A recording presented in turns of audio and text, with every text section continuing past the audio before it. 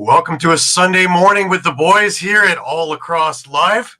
I'm Gary Groob in Toronto, and with me, as always, I have Shawn Slaght early in Moose Jaw. How are you, Shawn? I'm barely awake, thanks, Gary. I can see the sun just starting to rise over in Yeah, it's a little early it's out an here. early start for those guys over there. And over in Connecticut, I got Muffler Mike. Mike, how are you? I'm doing good. Excellent. It's been a great weekend, guys. Another busy one. Gee, and y'all thought that we were going to get a little slower when NLL stopped, right? I know I'm putting a lot of miles on the cars. You know, I was at the Gales Junior B game last night. I had to do the anthems, and what a game, man, against Akwesasne. The Gales came back with a couple of minutes left, scored two quick ones, and wound up with a 7-6 win. It was a great game, chippy game, but well played on both sides. So even the Junior B games are exciting over here. So it's been a time. You know, we've had a lot of things to go over. We got a lot of junior A, West and East. We've got WLA, MSL. We've got Ontario Series to look at, as well as the Premier Lacrosse League that had all four games already, Friday and Saturday. So stick with us. We have a lot to take care of. But just before we get rolling, as always, remember that all shows are streamed live across Facebook, Twitter, YouTube, and also Twitch, and you can catch all the action on EOPsports.com. Remember to hit the subscribe, follow, and like buttons, and always share. Enjoy all of our affiliates. Lots of shows for lots of people. Everything from baseball, football for you football fanatics, wrestling, everything in there, and lacrosse. And we're back to 9 o'clock again next week, our regular time. If you've missed a show, no worries. You can grab all the podcasts on all the major podcasting companies, which include Amazon, iTunes, Google Play, TuneIn, Stitcher, Spotify, and so much more. You can also catch the entire lineup on the YouTube page for Edge of Philly Sports at EOP Sports. Or if you're looking for our stuff in particular, please go to All Lacrosse All the Time YouTube. While you're there, please subscribe. And there is all kinds of stuff. Our entire library, interviews, press conferences, fights, everything, including a lot of retro games and more coming this week. Remember, you can stay up to date with all sports by visiting EOPsports.com with great articles from our huge staff of contributors. While you're there, please subscribe to our weekly newsletter as well. Well, just a few things to add to everything. Remember that upcoming very quickly now, it's less than a month away, is the Rob McDougall Memorial. And that is at the Toronto Rock Athletic Center, July 6th. You have a Junior A game at 3 p.m. with the Oakville Buzz playing. I believe it's against the Burlington Blaze. I could be corrected on that, but I believe that's right. The Celebrity game at 6, which is a must-see if you're in the area. Always a lot of names from a lot of different sports playing in that game as well. And it's a who's who, both in the crowd and on the floor. So you'd like to get there. There's a silent auction that's going on there from 4 until 10. Excellent stuff. I've picked up a number of terrific things there. While you're there, you can also, there's a beer garden, live music, chat up with NLL players, chat up with their celebrities, media, and everything else that's there. Lots of people there. It's a great time. I believe it's $10. It's all it's going to cost you. And, of course, it's going to help kids reach their full potential. So a lot of minor lacrosse gaining funding from it. So please give it a thought, and it's well worth your time and your money. Fan Cup is coming up, and that is on the 20th of July over in Philadelphia. If you happen to be in the Philadelphia area, come on over and say hi to us. We'll be hungover while we're playing. Win or lose, we drink the booze. That's the motto. But it'll be a great time. I'm going to get together with the EOP guys. Hey, guys. I believe the night before. So it's going to be pretty cool just to kind of put faces to names and names to faces and places and all kinds of things. Might even go and check out, our first ad of the day. Might be over to Dolan's. And while we're talking about that, why don't we take a break for Dolan's? When you're staying local and you want to watch a great game or just hang out with some great people, go to Dolan's Bar at 24 East Sellers Ave in Ridley Park, right off I-95 south of the Philadelphia airport. For over 65 years, Dolan's has thrived because of one reason: the amazing people of Philadelphia. Great music, great times, memorabilia, giveaways, great drinks, and great food. You never know when a former Philly sports icon walks through that door. You go to Dolan's at 24 East Sellers Ave, Ridley Park in the 19078. Tell PJ that EOP sent you. Go to dolansbar.com or follow them on Twitter, Facebook, Instagram, or TikTok. And Mike, you never know when Sumi Dog shows up too, right? Hey. Got He's sunglasses going in case sunglasses. incognito there, yeah. Absolutely incognito. That's right. Yeah. Got his VIP seat in the corner. Well, he had to pay a lot of money with the last lawsuit from. Never mind. Eduardo's with us. Hey guys, Eduardo. That's VIP. Very important puppy. Very important. There, puppy. Yep. Love it. Just continuing along here, I'd mentioned the Gales, but they have their picnic coming up also July 27th at Tyrone Community Center, which is 2716 Concession Road 7 in Tyrone. Face painting, jumping castles, Mike's favorite, treats, and much, much more, as well as seeing a lot of alumni and current Gales as well. Get ready for a family fun event. So it's absolutely, there was so much spirit at the game last night. It is just a great organization to be around. So if you have a chance to be at that picnic, please take them up on it. It is a lot of fun and really great people. And there's an awful lot of merch and things like that you can get your hands on. Lacrossing Barriers. Their summer day camps, fully inclusive, all abilities and all possibilities, day camps, designed to allow anybody who chooses to learn, laugh, and play. Camps will guide everyone who comes to participate the way they need. Ages 5 and up, 9 till 3, with options for early drop-off and late pickup. July 2nd to 5th, 6th to 9th, and August 26th to 30th.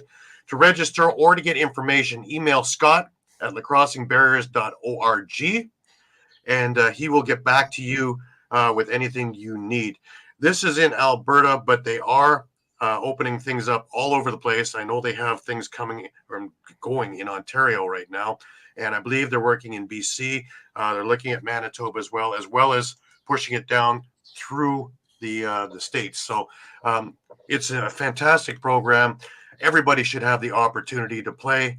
It shouldn't just be to those of us who are lucky, God gifted enough to have all of our faculties. So these guys are great. They have great attitudes, great spirit, and some of them are just spectacular. So, and really great attitudes. So you want to give this thing, or you can get a hold of Scott and see how you can support Lacrossing Barriers, because they are all over the place and they will not turn down anything. So please, if you have extra stuff or you have extra time or extra cash, please get in touch with Scott. Again, Scott at lacrossingbarriers.org, and they will be more than happy to chat and assist you.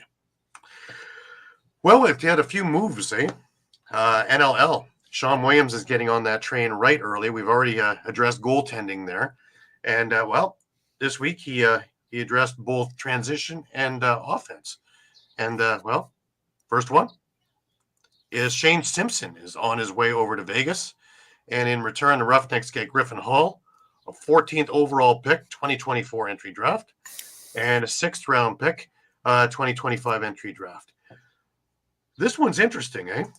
I didn't expect to see Simpson on the move. How about you guys? Mike, I'll start with you. No, I certainly didn't. But they've been sort of trying to anyway thrive on transition, and I would look at this as almost maybe a replacement for John Wagner, for having lost John Wagner. So. Right. And interesting thing is that Calgary's has been based on transition. And I think Simpson probably is the best transition guy in the league. And they're looking to the future and they got a bunch of picks for him. But boy, that's a big blow from their offense, really. And the how many times do we talk about Del Bianco to Simpson over the last couple of years? Yeah. True. So, that's exactly I was going to say that's exactly my thoughts, Gary, is that Calgary team lives and dies by the transition game. And between Shane Simpson and Zach Currier, that was a huge chunk of their offense. Yeah. Huge chunk. And now they're losing basically half of that. So it could be interesting to see what happens. But yeah, like you said, Sean Williams is not fooling around right now. And I'm curious to see what Calgary's going to do to replace. Either they're going to start moving towards getting more offense as opposed to transition, or they're going to have to look to try and bolster transition. I think they're going to go to offense. I'm curious. I don't see enough in that draft that would warrant this. No. So it's a head scratcher in that regard. But obviously, Josh Sanderson and Cordingley and Phil all have ideas on what to do and how to do it. And because otherwise, it just, to me, it really is, wow. It's one of those moments way before the time. And for it to happen now, here in June, where we wouldn't expect to see something like that until, days before the draft, or something crazy is coming up free agency. I think that's another great point too. I mean, if you're Calgary, especially for a player like Shane, you probably could have waited out to see whether you could get more value out of him. I mean, not to say they didn't get value out of him, but maybe they could get a higher pick and something like that from another team. Well, yeah, when you look at the numbers and you're talking about probably the best transition guy in the league, I think they might have got underbidden there for some. So kudos to Sean Williams for being able to swap and swoop that. But wow, they have a whole different look. Eduardo is coming to you from St. Augustine today. But I'm sure before the show's over, he'll be in his car somewhere. He is always on the move, almost as much as me. Now, we didn't stop there, though, because Kyle Killen is now a desert dog as well. And Sean Williams doing his best Jamie Dawick and trying to get rid of all the picks so he doesn't have to worry about doing any draft stuff this year. 2025 second-round pick and 2027 conditional third-round pick. I'm curious, Mike, if Vegas has any picks in the first couple of rounds left. Not sure. I'm going to bet on not many, if any. Yeah, I mean, if they just got rid of the 14th pick, so nothing in the first round.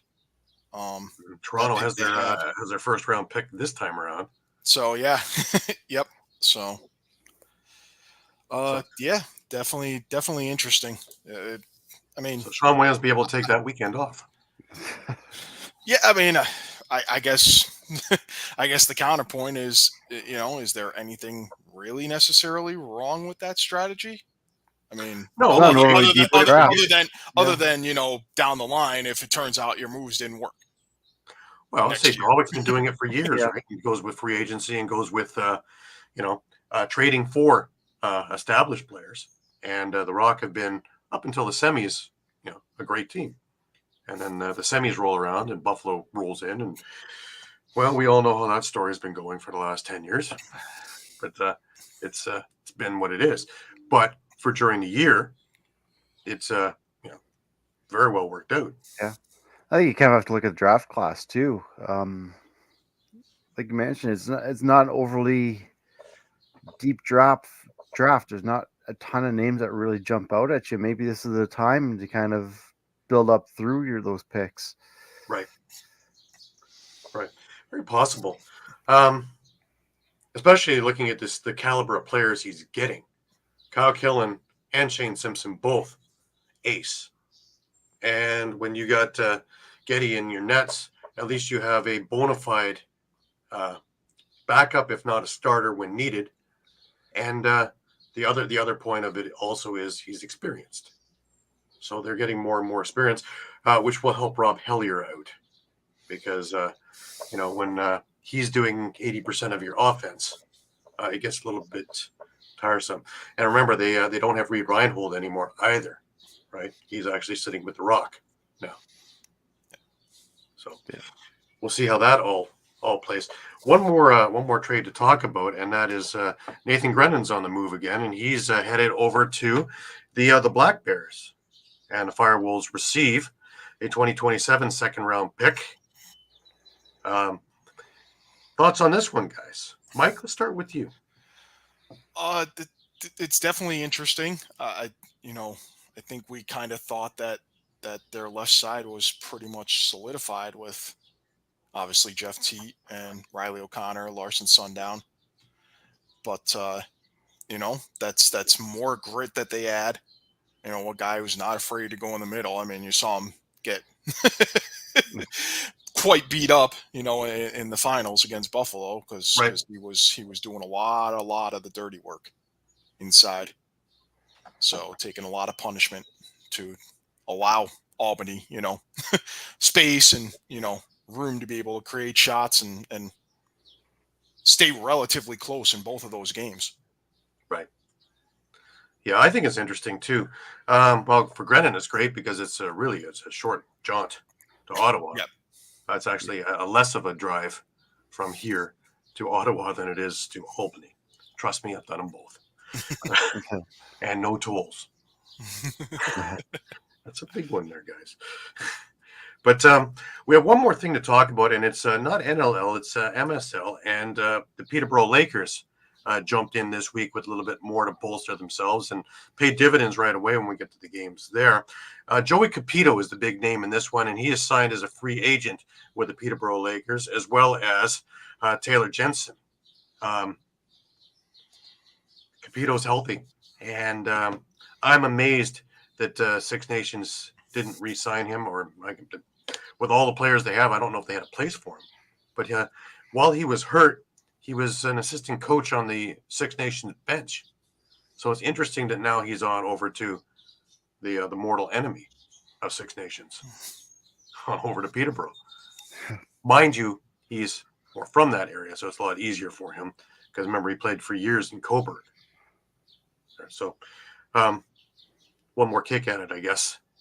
So it's becoming a more interesting squad and starting to get that veteran-like look again in Peterborough. So, well, it's interesting. Interesting. It brings a whole new aspect to the Lakers again. Their transition game has just stepped up. Definitely, and they haven't played each other yet this year, have they? No. Peterborough's game this week was against Brampton. So, and Oakville. That was an interesting game. We'll get to that too. But very, very strange week, MSL too. And they're just with all the new teams, they're just playing each other twice, right? Each team plays each other team twice this year. That's right. And then before you know it, we have longer playoff series, which is interesting. Curious to see how that all works. But in the long run, it goes just as long, just with less games. But I know I'm busy every day of the week, so plenty of games. Plenty of games. And if you go onto the Major Series Lacrosse YouTube page, it may be a day late and $1 short, but you will be able to watch any and all of the games there.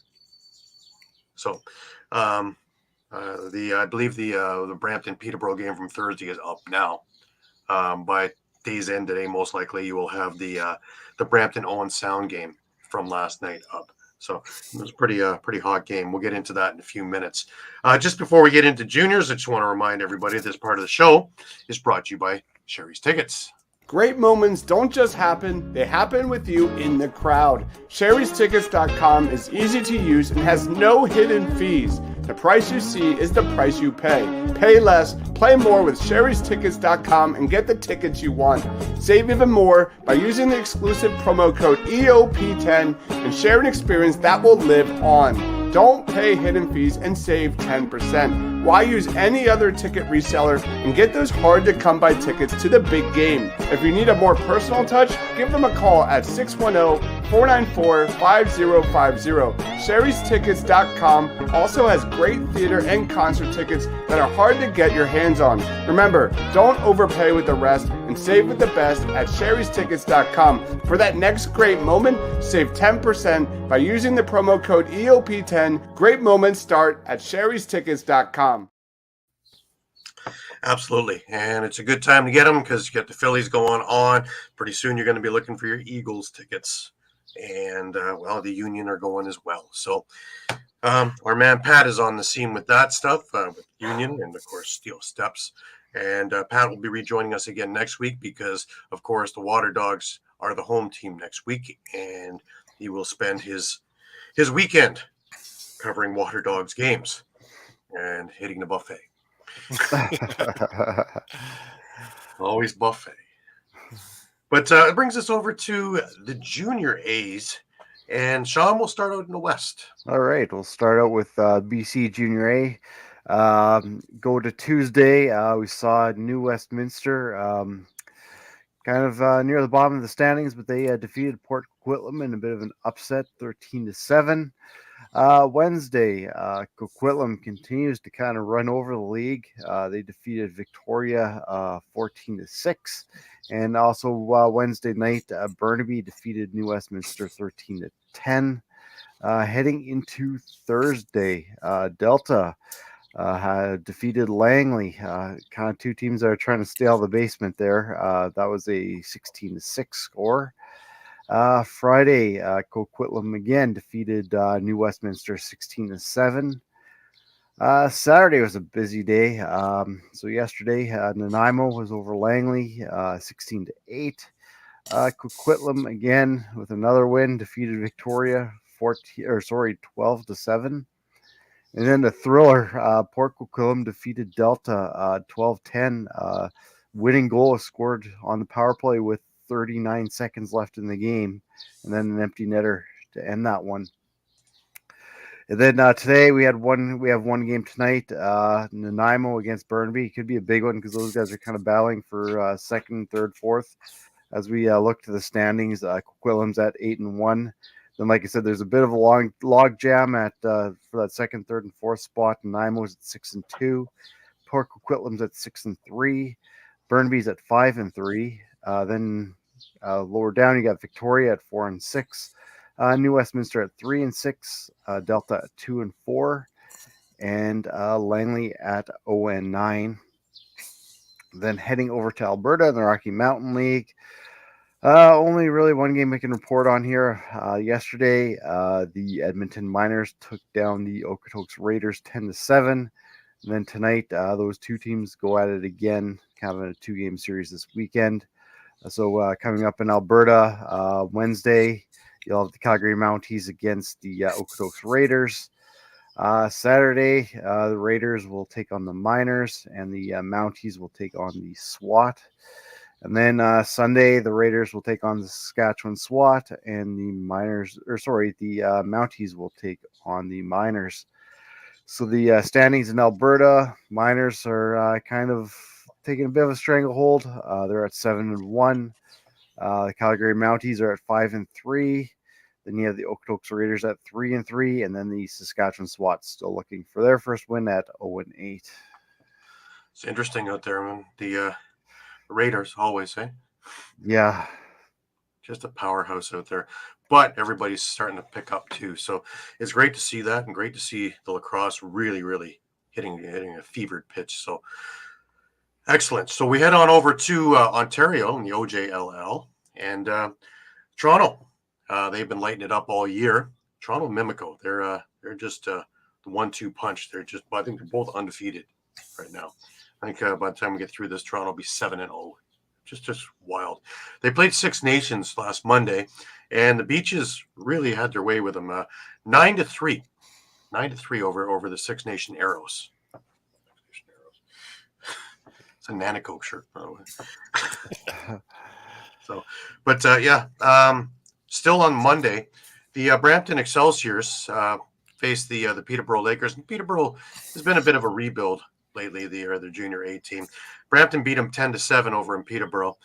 Really a great game, right down to the wire. Two really up and coming squads. Whitby against Oakville. Whitby hosted Oakville in this one on Tuesday. Came away with an 11-9 win. They're starting to gain some steam now. They're starting to get their legs underneath them. Another big one was Orangeville playing Peterborough, and it was a 14-10 win for Orangeville. So they're starting to move on upward as well after a little bit of a slow start.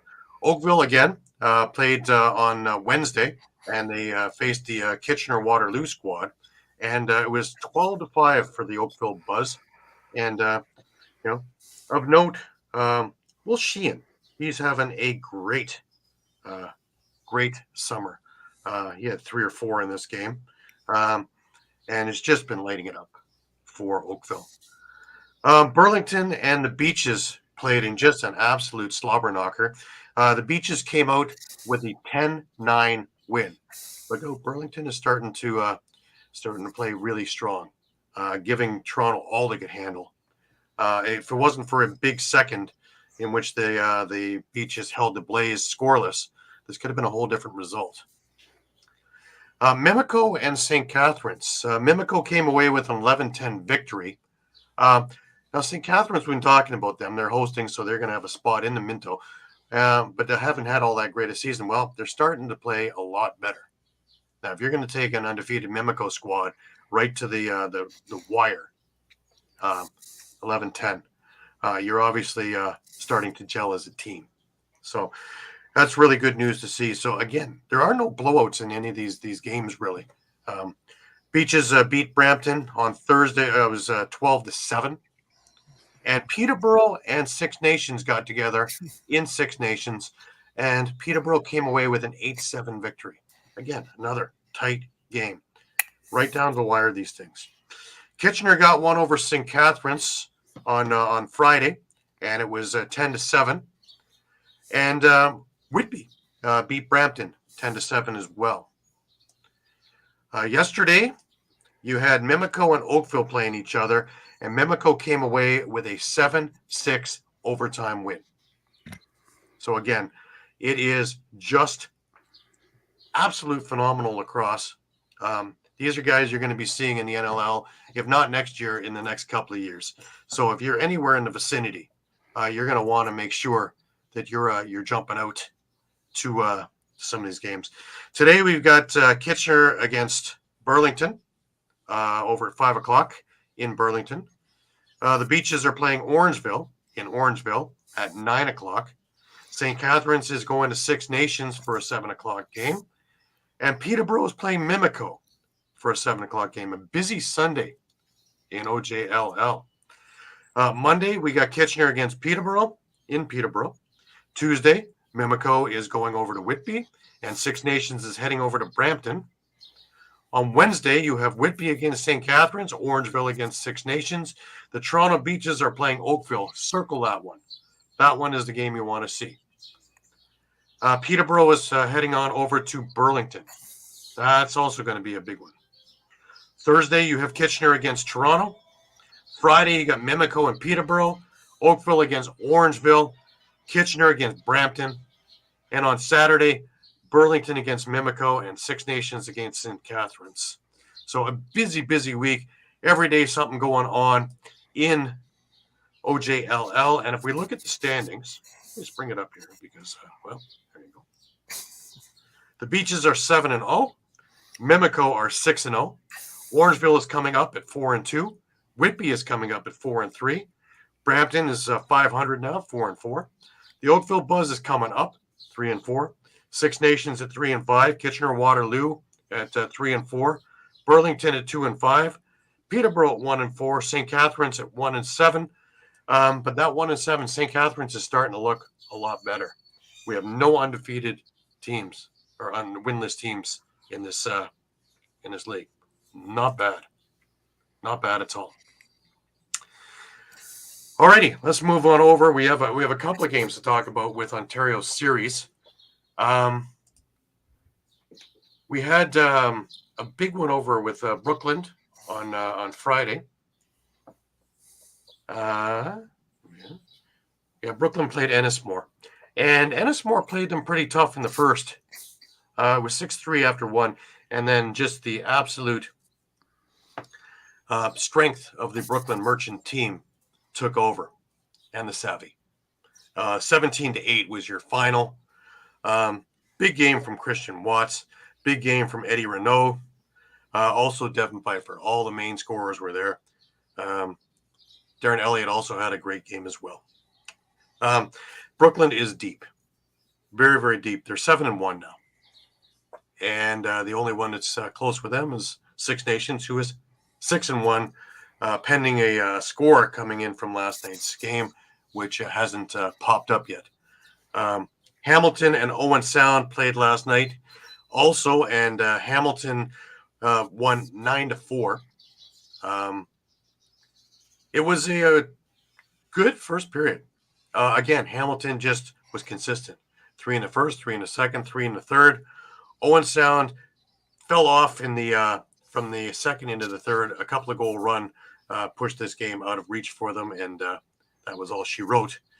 But each timeout, Owen Sound is looking that much stronger in both major series and in Senior B. So looking for some big stuff there. Upcoming is today they have Six Nations at Ennismore at 5 o'clock.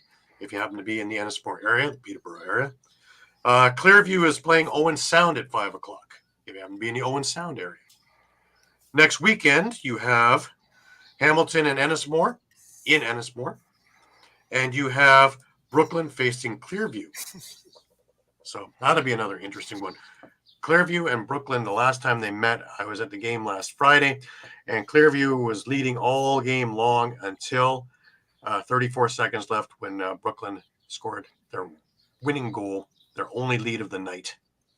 Just an absolute fantastic game. And, of course, a friend of the show being the coach at Clearview, Ryan McMichael. So, chance to see him again over in the Meaford area if you guys are interested. And that takes care of Ontario Series Lacrosse. Why don't we take a break for a second? We'll come back with WLA. This part of the show brought to you by Philly Sports Trips. If you're a Philly sports fan and you want to travel with your favorite team, then travel with the best. If you want to travel with the pros, then go to phillysportstrips.com. Philly Sports Trips features premium travel and tailgating experiences for the best fans ever the Philadelphia sports fan. Philly Sports Trips has self-travel packages and full travel packages available with round-trip flights for Phillies, Eagles, Flyers, Sixers, and even the Union. They even offer day trips for more local games. Go to phillysportstrips.com, sign up immediately, and tell them EOP sent you. Do not forget, Philly Sports Trips has all the away trips for the Eagles' upcoming 2024 season, including the Brazil trip week 1. Jump on it now before you lose out on all these great opportunities. Go to phillysportstrips.com and don't miss the next great Philly sports moment. That's it. Philly Sports Trips. There's some great trips on there. And again, you've got Philly road trips, Union road trips as well. Eagles stuff coming up. All kinds of things out there. So give them a call and get on their website. There's some terrific packages going on. And it's not just the game. It's the whole experience, the tailgating, everything, as well as traveling with people that are in the same interests as you. So who knows? Make a whole lot of friends in these things too. All righty. Why don't we get over to the Western Lacrosse Association? And we have to pick up from last Sunday night, which was just starting as we were ending. And we had the Burrards and the Thunder. And, well, take her away, boys. Yeah, so two winless teams at the time meeting. They certainly both looked different in their losses, though. Langley was getting soundly defeated in all their previous matchups, while Maple Ridge, suffered a couple of 6-5 defeats, to some of the heavyweights of the league. But Maple Ridge gives Langley the same treatment they've been subject to, 16-9 for their first win this season. Ryan Jones, 2 goals, 7 assists. Dylan McIntosh, 3 and 5. Reese Porteous had 5 goals and 2 assists. Marcus Claridge, 2 and 5. Their goalies combined for 39 saves on the night. For Langley, you had Tristan Kirkham with a pair of goals. Nathan Lamb and Kyle Brunch with 1 and 3 each. And Langley's goalies combined to make 33 saves on the night.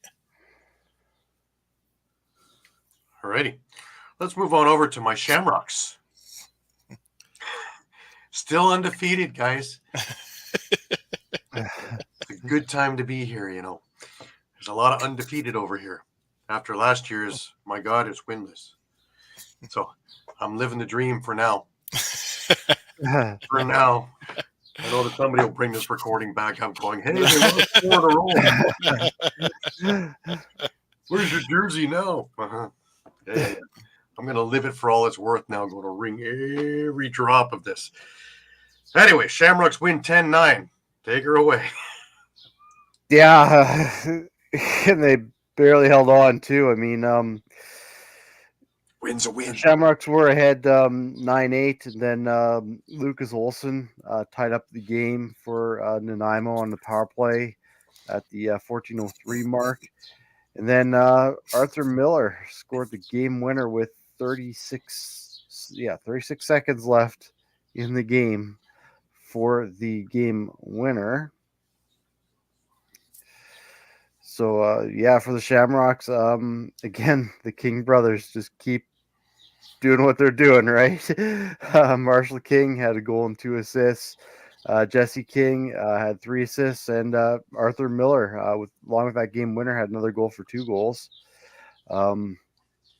Chris O'Reilly got the start, made 32 saves on 41 shots for the Timbermen. Again, Zach Mans is kind of where he left off last year. 2 goals, 4 assists for 6 points. John Phillips, a pair of goals and 3 assists. And Colton Lindstone with 3 assists. And both Colby Bowman and Devlin Shanahan kind of split the time in goal between the two, 36 saves off of 46 shots. Yeah, this wasn't a stellar start for the Shamrocks. They were down 4-1 midway through the first, and they had to kind of slap themselves in the face and wake up. And wake up they did. Tom Vesson and Patrick Dodds, of course the Kings. But yeah, it's I guess when you're rolling, things kind of tend to trend towards you, and when you're not doing so great, they tend to trend far away from you. So, case in point in this particular game. But hey, win's a win. That's all I got to say. Win's a win. We move on over to Wednesday, and the Barrars and Thunder playing each other. Another close game. Yeah, rematch, and Langley exacts a little bit of revenge, getting their first win of the season, 10-8 over Maple Ridge. Difference maker was second period in which Langley outscored Maple Ridge 6-3. For the Thunder, Robert Church, 2 goals and 3 assists. Chase Scanlon had a hat trick. Charles Scanlon had 5 assists. Cal Slade and Tristan Kirkham each with 2 goals. Aiden Walsh, definitely a better outing, 42 saves on the night. For Maple Ridge, Dylan McIntosh 2 and 3. Ryan Jones had a hat trick and an assist. Drew Andre and Marcus Clarich each with a goal and an assist. And Brandon Humphrey 34 saves in the losing effort. So both teams with 1 win, and they'll be meeting, I think, 2 weeks from now for the rubber match of that series. So, alrighty, and we had the talk about a close game, man. We had the Salmon Bellies and the Adnaks, 13-12 for the Salmon Bellies over in third. Yeah, great game. In a wild game. Yeah. Near the end of the second period, this is kind of where it kind of went a bit wild. The Bellies were up 9-4. The Adnaks went on a 7-goal run. They had to take an 11-9 lead. So they had New West had a little bit of the battling back to do. Will Malcolm scored at the 7:28 mark to give them the lead, to get them within 1. Then Lucas Pilcher scored at 11:38 of the third to tie it up. Clark Walter, who we'll get into, had a huge game for the Adnaks, putting back in the lead, but Ryan Martell happened. At the very end, he scored a shorthander to tie it up, and then with the minute 08 left on the power play, he scored the game winner. So yeah, Brian Martell had 3 goals and 3 assists for the Salmon Bellies, as did Will Malcolm. Jake Govett, although he didn't score, 5 assists, as well as Austin Ducommon had the hat trick. And Ashton LeClaire got the win for the Salmon Bellies, stopping 27 of 39 shots. But over to the Adnaks, Clark Walter with the sock trick, 6 goals and an assist in the losing effort. He was unstoppable. Tyler Kirkby with 4 assists. You got a pair of goals from Ryan Isaacs, Jack Charbonneau with a pair of goals, and Andrew Gallant. We talked about this when Christian Del Bianco was with the team. He faced a lot of rubber, 54 shots, stopped 41, really kept the Adanacs in that game. Right. All right, we get ourselves on over, and we have the Shamrocks and playing the Lakers, and a pitcher's duel in this one. Yeah, it kind of went back and forth quite a bit. Really, it came down to that kind of third quarter where, third period, when the Shamrocks outscored the Lakers 3-1. A big game by Matthew Gauthier. Nice to see another name that's not a king, but I mean, it's hard with this Shamrocks team. It's really up and down, a really, really tough lineup. And kudos to, I can't believe I'm about to say this, Alex Bouquet in goal for Burnaby. He faced 55 shots, made 48 saves to kind of keep him in this game where a low scoring affair. But yeah, again, let me just pop up some of the stats here. The game was And over 4 quick. assists by Marshall. Sorry, Gary? Game was over quick. It was only about an hour and a half. Yeah, I mean, low scoring affair, and we've had quite a few of these kind of low scoring affairs lately in WLA. But 4 assists by Marshall King, a goal and 3 assists for Jesse King. Gauthier with a hat trick, Tom Vason with a pair of goals. Regularity got the start again, 42 saves. With the Lakers, Connor Watson with a pair of goals, goal and 2 assists by Ben McDonald. Laszlo Henning had a goal and an assist, and a couple of assists as well by Thomas Vela. And like I mentioned, Thomas Bouquet took the loss in goal for the Lakers. 1,900 people there too. Not bad. Not bad at all. No. Gotta love that, man. I'm looking forward to seeing Peterborough this week, their home opener, and seeing 4,000 people at Memorial Center. That's always fun. Yep. But anyways, moving further along, yesterday we had the Adanacs and the Timbermen facing one another. Yeah, another great game, and man, this just goes to show there's some parity probably this year in the WLA, with the Adanacs taking a 10-9 win over Nanaimo, which is interesting. So you would think Nanaimo, especially these last few years, the way they've been playing, would be kind of up there, but they've been struggling a little bit to find their footing. The Adanacs actually in the third period were up 10-6, and Nanaimo kind of tried to get a bit of a late comeback. Tager Clark scored on the power play at 6:57, and then a couple of extra attacker goals kind of in the last minute by John Phillips and Lucas Olson, but it was just they couldn't find that equalizer. And really a huge game by Adam Noakes. Scored the game winner. He also had 4 goals on the night.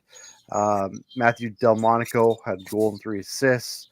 Tyler Kirkby also a goal and 3 assists. Again, Andrew Glantz has been playing outstanding for the Adanacs lately. 39 saves and 48 shots. Timberman, again, Zach Mans led them with the hat trick and 3 assists. Tager Clark even continues his great play as well with a goal and 4 assists. Excuse me.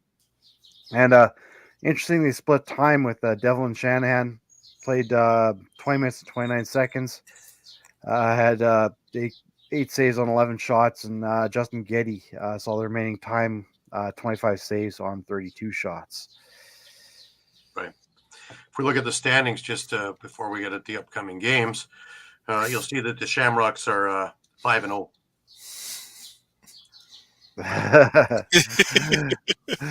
I'll just stop there. We're giving you a sec to let it sink in. Yeah, let's think it. Sam and Billy's a 3-0. Those are Undertale.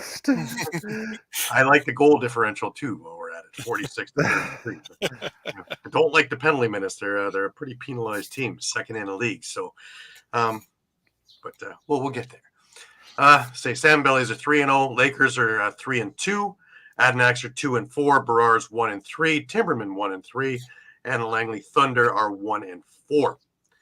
Upcoming, we have tonight the Bellies, the Berrards. We have Wednesday the Adanacs facing the Thunder in Langley. The Berrards head on over to Victoria on Friday, as the Bellies head on over to face the Lakers as well. And Saturday you have the Adanacs versus the Timbermen. Busy week again. So, alrighty. In major series lacrosse, not quite as busy a week, but a few games going on up so far.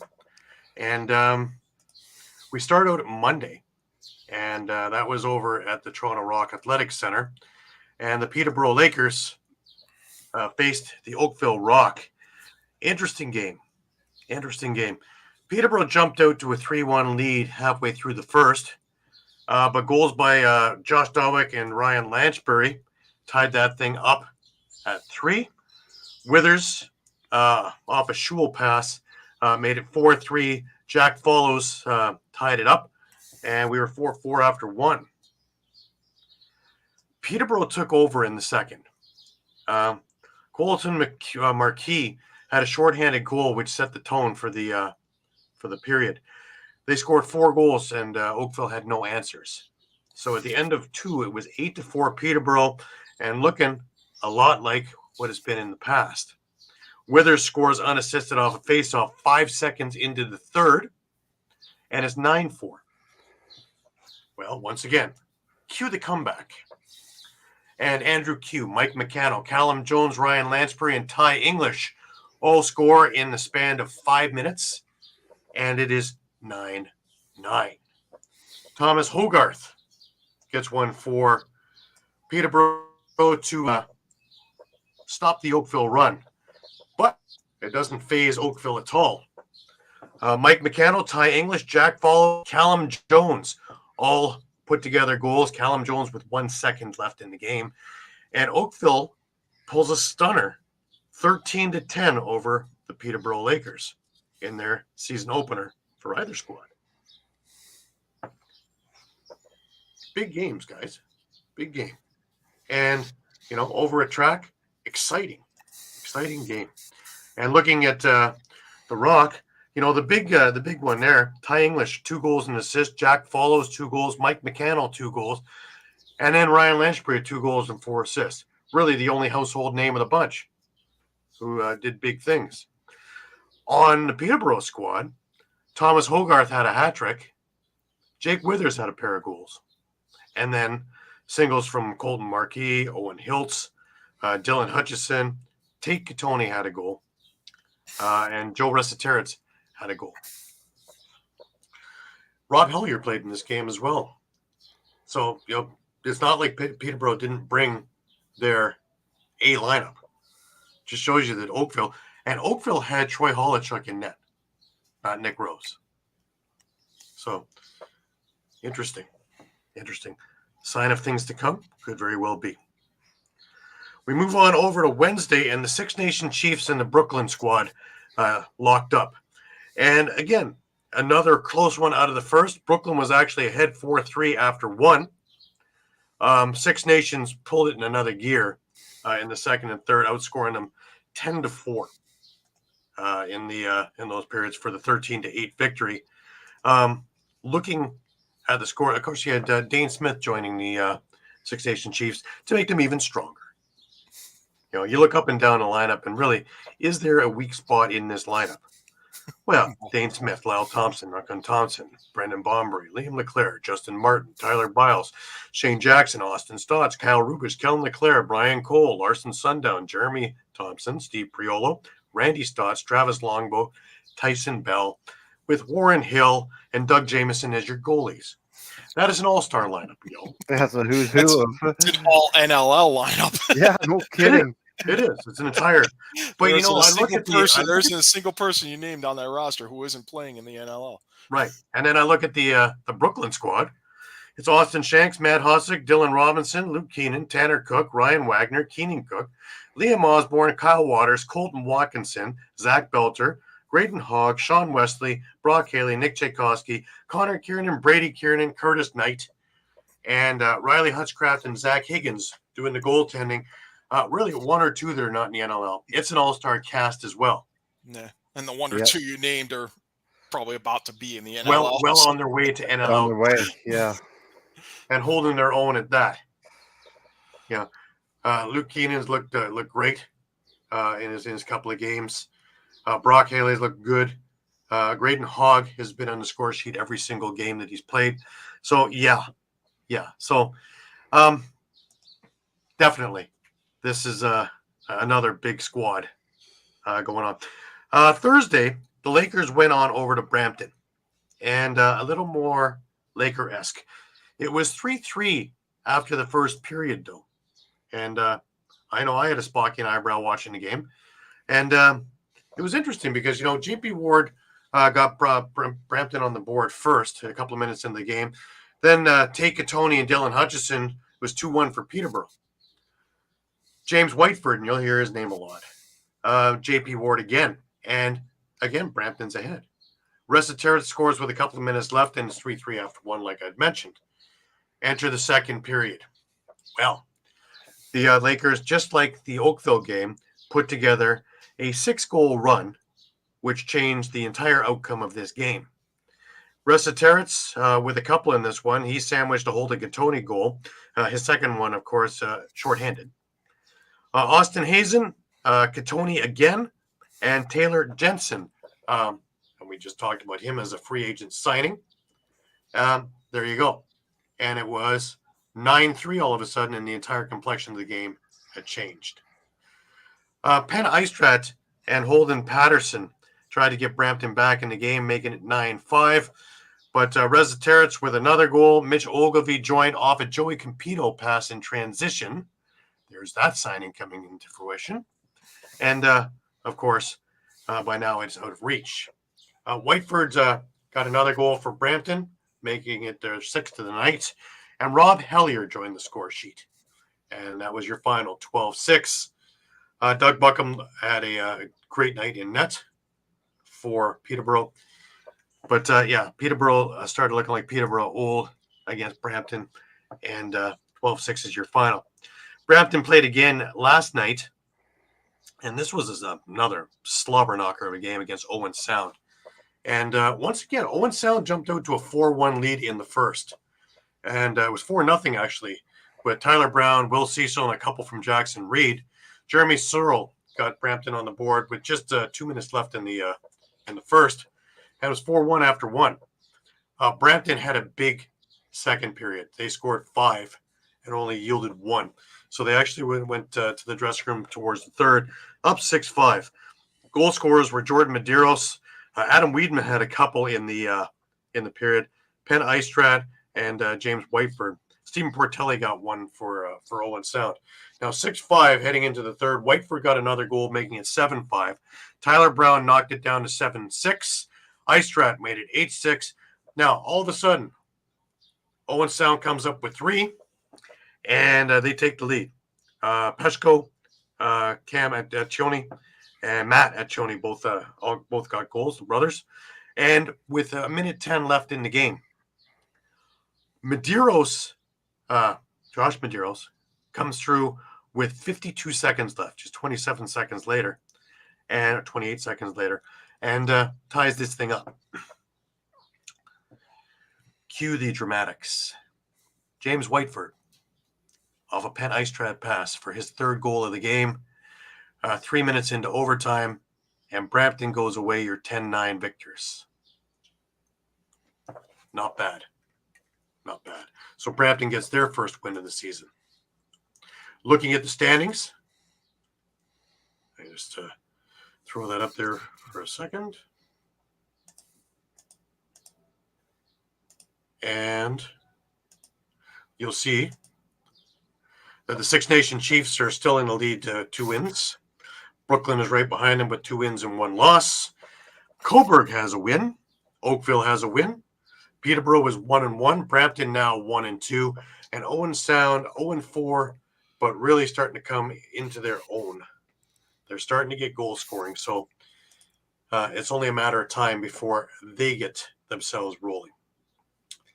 Looking to the upcoming games, today you have Brooklyn in Cobourg at 6 p.m.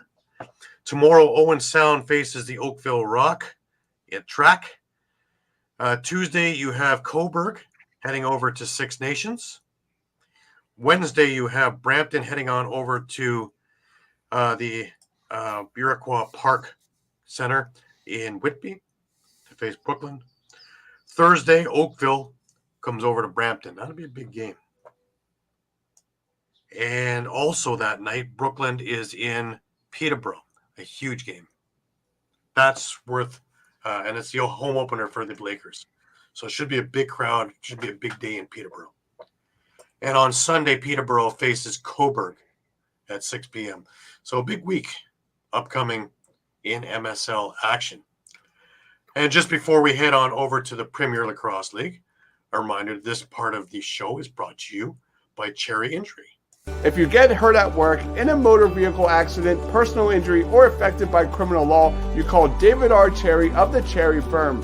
Cherry Law Firm is here to fight for you and get what you deserve. Cherry Injury Law is a dedicated, well-established personal injury law firm built on the promise of aiding the seriously injured throughout the state of Pennsylvania. If you have been seriously injured in the state of PA by the negligence of another, and if you have questions for a Westchester or media personal injury attorney, please don't hesitate to call. Call 610-565-0300 or go to cherryinjurylaw.com. Let David R. Cherry fight for your right. And again, that number is 610-565-0300 or go to cherryinjurylaw.com. Absolutely. Absolutely. Wouldn't have it any other way. Except for here in Canada where we don't have this, bro. Never. We start off with our PLL pick'ems, guys, and a lot of moaning and groaning after Friday's events. Wow, our collective group showing how astute we were 1 for 10. Luckily, we had a good Saturday, and things changed. Mike and I were 2-2. Pat 3-1. He was the 1 for 10. And Shawn and Eduardo 1-3. Looking at the year to date, I am 6-2. Shawn is 5-3. A logjam down there with Mike. Still 500, Mike. Way to go. Yeah. Oh. Pat 500. Eduardo at It should be 3 and 5. 3 I and think. 5. It should be, yes. Yes. Yes. We didn't Sorry, have the last game yet. Well, Hopefully he's on the road and didn't see that. the stat guy. He's been a little tired lately. A lot of traveling. It was a late return after the Gales win last night. So a little bleary-eyed this morning. We'll get there though, slowly but surely. Anyways, PLL time, guys, and we had some great games. The Archers Outlaws did not disappoint. Hey, Mike? Just a mere 35 goals. No. No, and extra time. Number 1 overall draft pick, Brennan O'Neill with the game winner in overtime, as the Outlaws upend the defending champion Archers 18-17 is your final, and not without a lot of drama. Utah led 7-1 after 1 quarter. Denver came back in the second quarter and shut out the Archers 4-0 to make it 7-5 at the half. Then third quarter, pretty much a repeat of the first quarter, almost. The Archers outscoring the Outlaws 7-2 to take a 14-7 lead into the fourth quarter. And that's when things get crazy.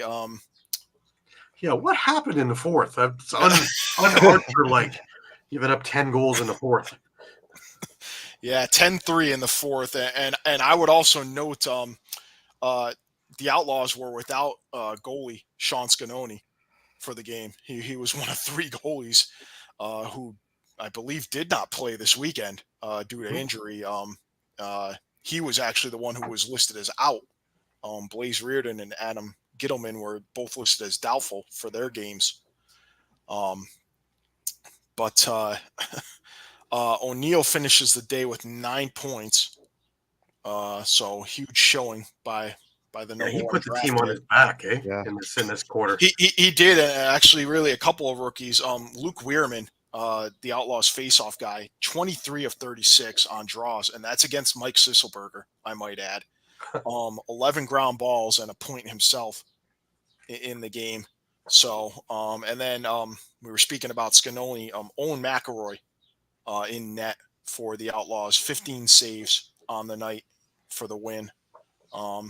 His counterpart, Brett Dobson, made 13 saves in the losing effort. And he wouldn't have anybody else score that goal other than O'Neill, the overtime goal, because it just makes sense since the game that he had already. But wow. Yeah.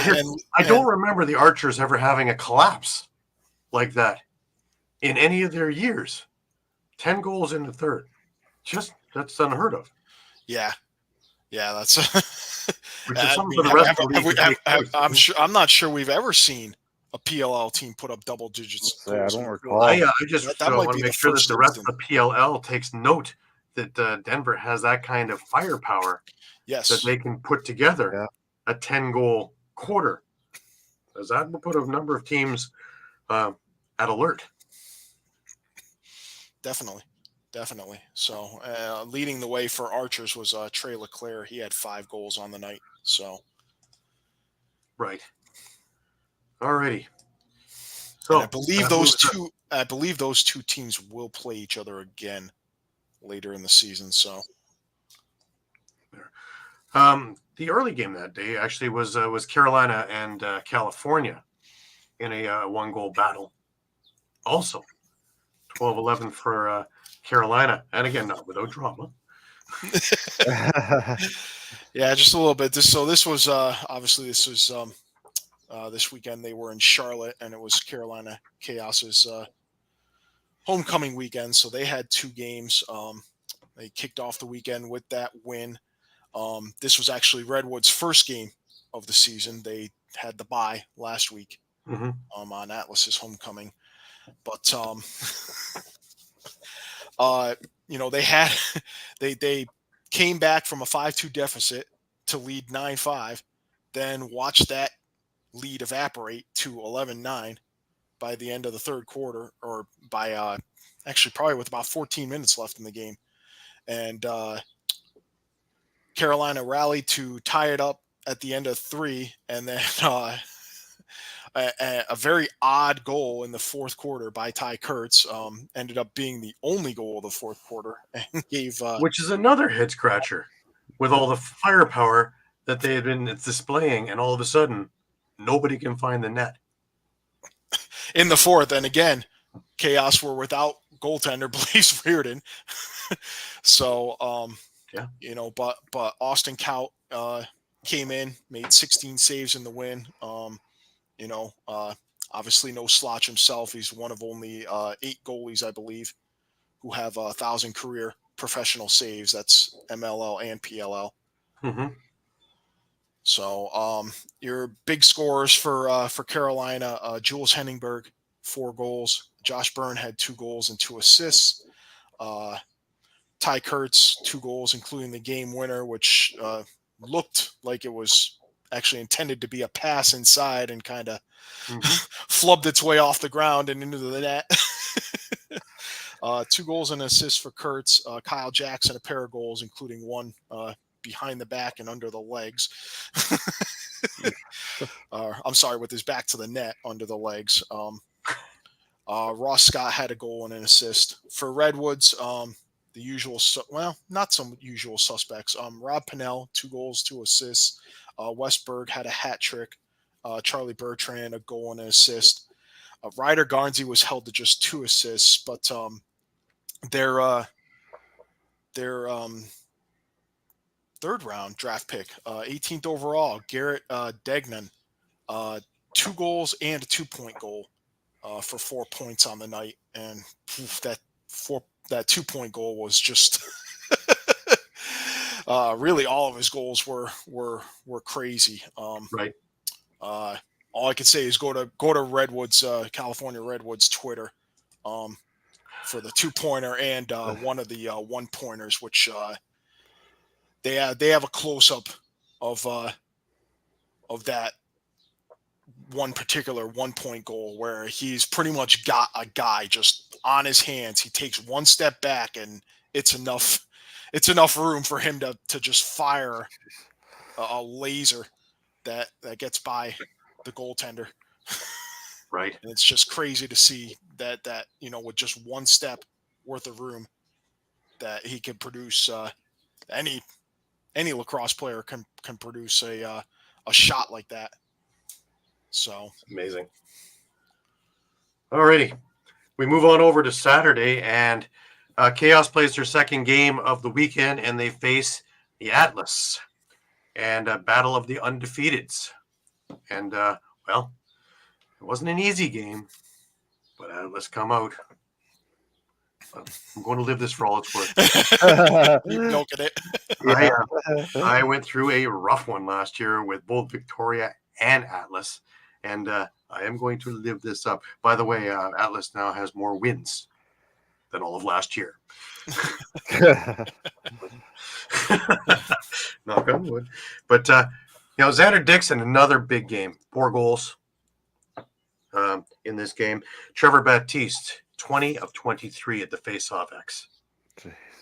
Yeah, that makes a big difference when you get that many extra possessions. Looking at some other stats, Jeff Teat, he only had a goal but 3 assists. And, he is by far the quarterback, and he draws so much attention that it just frees up everybody. It's good to see Schellenberger back in the lineup because we were a little concerned after he got hurt in that first game. Miles Jones, his resurgence of life, and with a goal and an assist. Dox Aiken with a couple of goals. He looks great, doesn't he? Yeah. The first 2 weeks of this year, Yeah, he's looking like Dox Aiken of old, and that's refreshing. And Dylan Malloy with a goal. For Chaos, Josh Byrne, 4 assists. They held him off the score sheet, which is huge. That's the big thing right there, because when he starts running wild, things happen for Chaos. Yep. He kind of forms a lot of chaos out there. Geddes, he had 2 goals. Perkovic with a goal. Ty Kurtz with 1. Scotty had 2. Hennenberg and Jackson with a goal each. But again, the story here again is Troutner. He, although he didn't have the week that he had the week before, he came up with the saves when he had to. He was only a 500 stat, actually 44.4 with 8 saves. But Count, is he making a play for being a starting goalie in this league? 13 saves in this game against a really potent Atlas lineup. So making the most of an opportunity with both games this weekend, I think. Sure. 1 win, 1 loss. But again, this one here, he only gave up the 12 goals, right? That could have been a whole lot worse. Yeah, and I mean, the league kind of put out an article sort of midweek on, hey, well, what should Chaos do if Reardon can't go? And they presented a couple options, but I kind of always felt that just going with Kaut was the best option in this case, rather than just going ahead, trying to sign someone, off the street, out of the player pool or whatever, or trying to trade for, someone else's third goalie who, looks like, because they mentioned like Drake Porter, trading for Drake Porter from Atlas, with the thought that, he's probably going to be the number 3 goalie on that team with their top draft pick, Entenmann, playing behind Troutner. So, I mean, I think Chaos made the right move. I mean, again, this is only. I mean, we talked about this last week. The new homecoming format where teams, PLL teams, are playing double headers on the weekend for the first time ever. We talked about, well, how are they going to perform, how or not perform, or the whole, hey, you got to play twice in 2 days versus, hey, these guys are professionals, they can handle it. I think you kind of, for Chaos, they had to go with what they knew, and what they knew was they had a decent goaltender back up in Austin Kaut, who could, like you said, could potentially start. Right.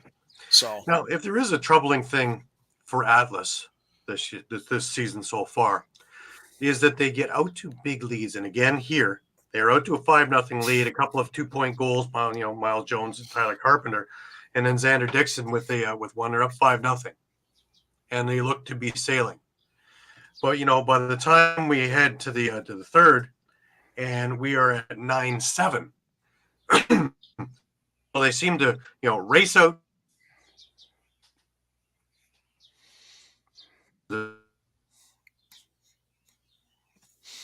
We're losing Gary. But I'm back. It wouldn't be a week without this. But yeah, but as I'm saying, then they seem to find the legs, and they make it and get over that finish line with a victory. But eventually, they're going to hit that squad that's just. Like Denver, an Outlaws. Denver, 10-goal output. You run into that, and you're talking about, well, we had a 5-0 lead. That's the only concerning thing I have with the Atlas squad so far this year, is that they seem to go out and then run out of gas and then find themselves and go, just pace. Yep. Or wire to wire, make it 25-1 or whatever, but pace seems to be the thing. But we have one more game on the weekend, and it was Maryland and Boston, right? Yes. And Boston came away with a victory on this one. Which Snakes are having trouble so far. Yeah, 13-9. Whip Snakes had Brendan Krebs in net. So you have to wonder maybe if they're maybe the competition is still open between him and Kyle Bernlohr for net minding duties this year. Top scorers for the Whip Snakes, Matt Rambo, 2 goals and an assist. Zed Williams had a pair of goals. TJ Malone with a pair of goals. Jackson Morrill goal and an assist. Joe Nardella was 14 of 23 on face-offs with 13 ground balls. Again, Krebs made 14 saves in the loss. For Cannons, again, no Adam Gittleman in net. They went with Colin Kirst. He made 14 saves in the win. Marcus Holman, a hat trick and a 2-point goal for 5 points total. Asher Nolting, a goal and 6 assists. So, making plays. Ryan Drenner had a pair of goals and an assist. Same for Pat Kavanaugh. And Matt Campbell had 2 goals in the win. This is the Cannon squad that I remember, not the one that played last week. Yeah.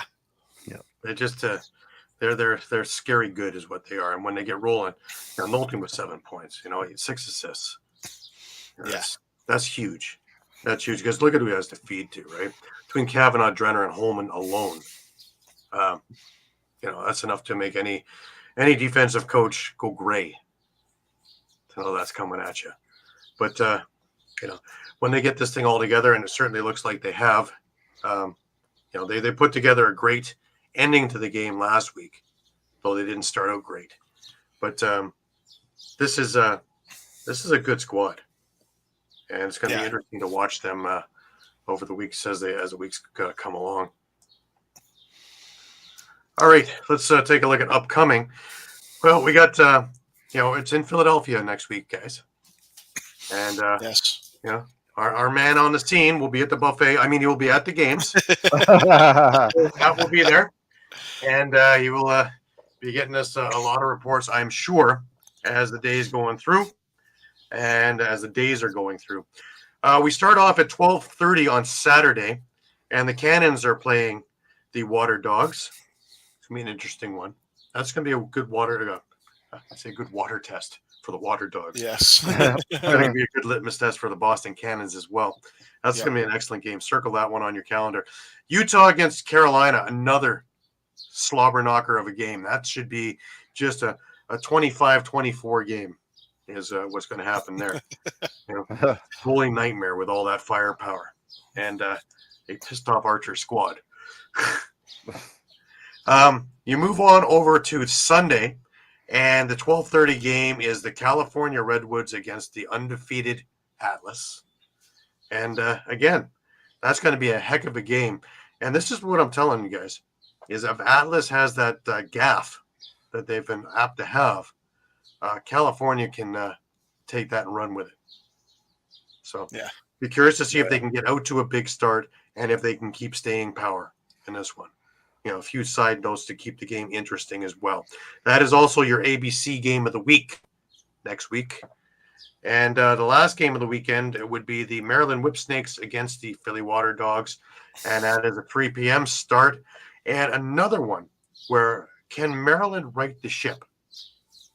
And can they take advantage of a Philly squad that is on the back end of a 2-game weekend? That's the questions that I have in that game.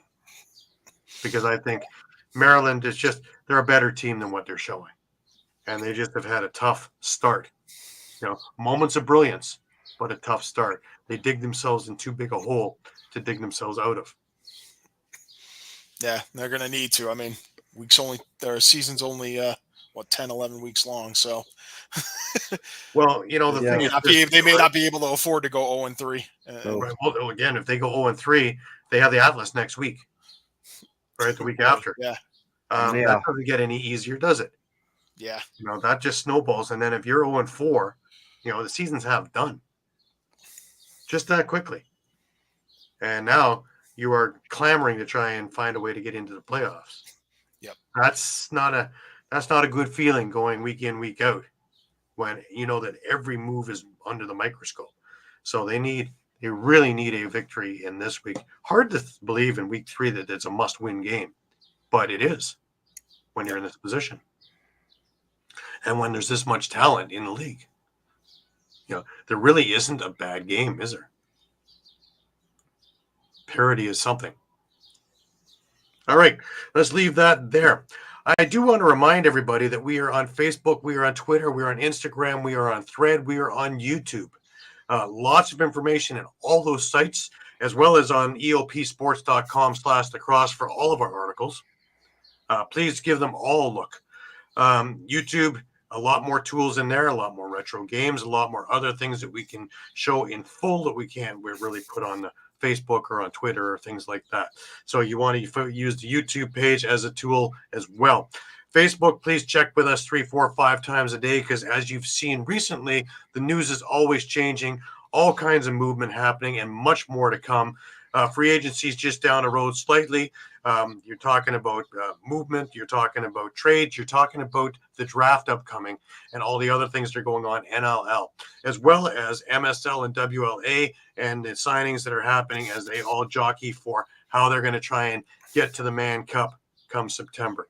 That's not even to say all the news that are coming across now from World Lacrosse, talking about tickets are on sale and a few other things that are going on for their big box championships in September in Utica. So come back to us a couple of times a day, and we are always on top of everything, our finger on the pulse of the situation as always. And like I like to tell you, we are the Costco of lacrosse. We are your one-stop shop and have everything that you need to be up to date and informed. And it is our privilege, it is our pleasure, and more or less our duty. Make sure that you have all the information that we can possibly dig up for you. We're in the last words, guys. Shawn, I'll start with you this week. I'm just looking forward to the week coming up here. Things are really starting to heat up especially out west here with the Junior A and the WLA. Excellent. Mike, last words? I'm looking forward to seeing what Pat's going to eat on Sunday. Yep.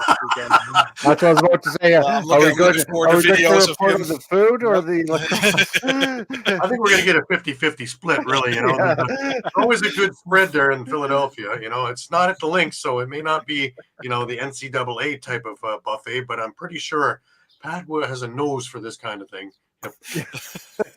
He's already got it scouted out. Probably has 3 restaurants scouted out, and for who's getting the freebies along the way too. So I'm sure that he will get us up to date on anything that is near the stadium, as well as what's going on in the press box and what's going on the field as well. So yeah. Anyone in the Philly area, go check it out. I think it's at Villanova Stadium. So Yes, 2 games this weekend.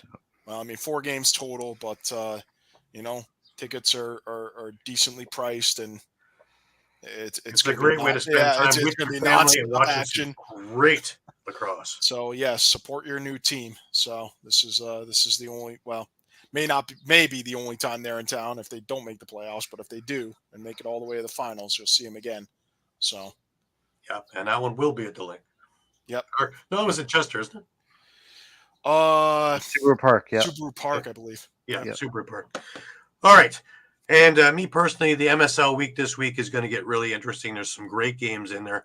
The Oakville one, as well as the Brooklyn Peterborough game on Thursday. I'd like to cut myself in half and be at both games, tell you the truth. But it's going to be a heck of a week. Don't forget, there's still more games today. You have the MSL game at 6:00 in Cobourg. You've got another game or 2 in the OSL. So in Ontario, there's plenty to go check out, and lots of quality lacrosse. So I'll leave it at that, as well as, of course, PLL and all the excitement that's going on there. Tons. And the juniors are, absolutely lighting it up. And if you have any chance to get out to a Mimico game or a Toronto Beaches game, remember, both teams are undefeated. So it's going to be an exciting venues to be at. Anyways, I'll leave it at there for this week. We'll wrap it on up. For Shawn Slaght over in Moose Jaw and Muffler Mike over in Connecticut, I am Gary Groob in Toronto, wishing you the best of weeks. We always appreciate all your patronage, all your comments, and all your messaging throughout the week as well. Remember, it is also Indigenous Month still, so every day there is a new little clip to try and bridge the gap between Native and non-Native, to try and bridge the understanding of a culture and how lacrosse relates to everything. So please give it a look as well. And again, you're orange, guys. You're orange. Until next week, have a great week, and we will see you at our regular time at 9 p.m. next Sunday night. Until then.